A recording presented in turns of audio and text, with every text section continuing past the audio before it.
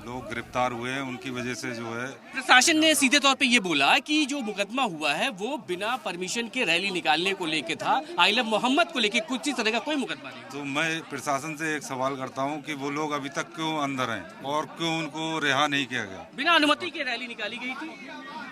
Rally क्या sir, जो ये तो प्रशासन जो भी कहेगा वो तो अपने ही पक्ष में बात करता है, लेकिन प्रशासन अपने पक्ष में बात करता है। भैया जरा एक बार नीचे आना, आपके हाथ में ये क्या इसका मतलब क्या है? सर ये हमारे नबी सल्लल्लाहु अलैहि वसल्लम है, इनसे हम बहुत ज्यादा मोहब्बत करते हैं और इनकी शान में कोई गुस्ताखी नहीं होगी। कहाँ गुस्ताखी हो रही है? नबी की शान में जिस तरह देखी जाए, कोई भी उठा के मुंह हमारे नबी की शान में गुस्ताखी कर रहा है, इस दौरान हम कोई गुस्ताखी बर्दाश्त नहीं करेंगे। मुंह मार रही है नबी करीम सल्लल्लाहु अलैहि वसल्लम की शान में,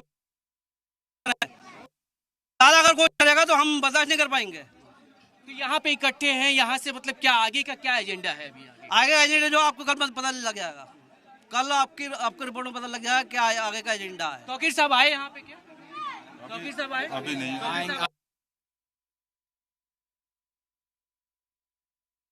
आज आने वाले हैं। वो तो उन्होंने कुछ समय बताया है, कब तक आएंगे? समय नहीं बताया, वो खुद ही आ जाएंगे, आपको खबर लग जाएगी जब आएंगे वो। जी आएंगे जरूर।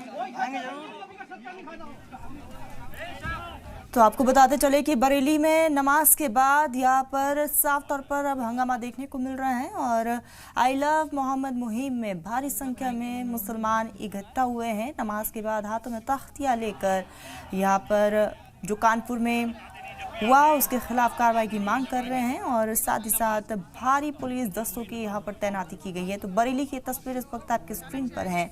आपको बताते चले कि नमाज हुआ, नमाज के बाद तमाम नमाजी इकट्ठा हुए हैं, हाथों में तख्तियाँ और बैनर पोस्टर्स लिए हुए हैं और कहा है कि ऐसे में मोहम्मद की गुस्ताखी बर्दाश्त नहीं होगी। बरेली में आई लव मोहम्मद के पोस्टर लिए लोगों का ये हुजूम देखा जा रहा है।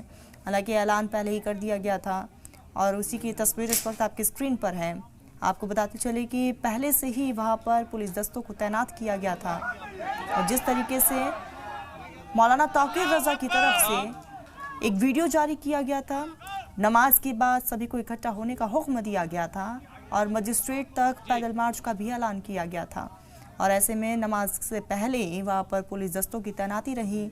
बाकायदा तौकीर रजा के घर के पास भी सिक्योरिटी दस्तों को तैनात किया गया और ये तस्वीरें आपको दिखा रहे हैं। आपको बता दें कि इस बीच जो है वहाँ पर लोगों का हुजूम साफ तौर पर देखा जा रहा है। नमाज के बाद लोग इकट्ठा हुए हैं, हालांकि वहाँ पर सिक्योरिटी दस्तों को तैनात किया गया है, किसी तरह की कोई अनहोनी ना हो, माहौल ख़राब ना हो, इसको लेकर प्रशासन की तरफ से तमाम इंतजाम किए गए हैं। चूंकि भीड़ बहुत ज़्यादा है यहाँ पे देखेंगे तो आपको हर तरफ यहाँ पर लोग इकट्ठा दिखाई देंगे और एक बार इन लोगों से भी बात करते हैं। भाई साहब क्या है, कब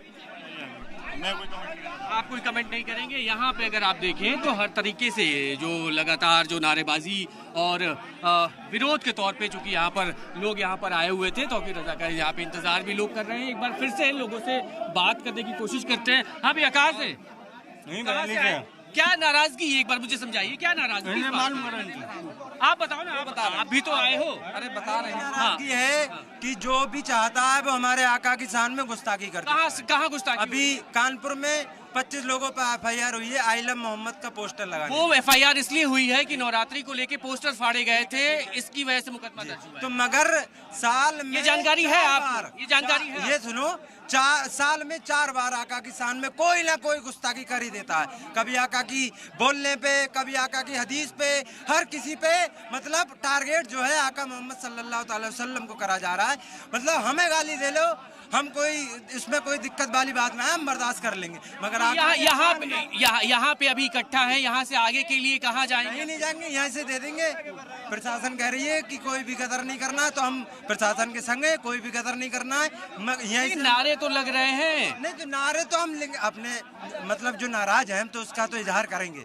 हमारी आका पर जो भी आता है वो गुस्ताखी कर देता है, तो ऐसा कुछ है मतलब क्या मामला है? इस पे एक कानून बनना चाहिए, ठीक है ना? इस पे एक कानून बनना चाहिए कि मतलब किसी भी धर्म के लिए कोई भी उसके मतलब देवी देवताओं को या हमारे देवी देवताओं को किसी को बुरा नहीं कहने की किसी की भी वो नहीं है, ठीक है? उस पे एक कानून बने।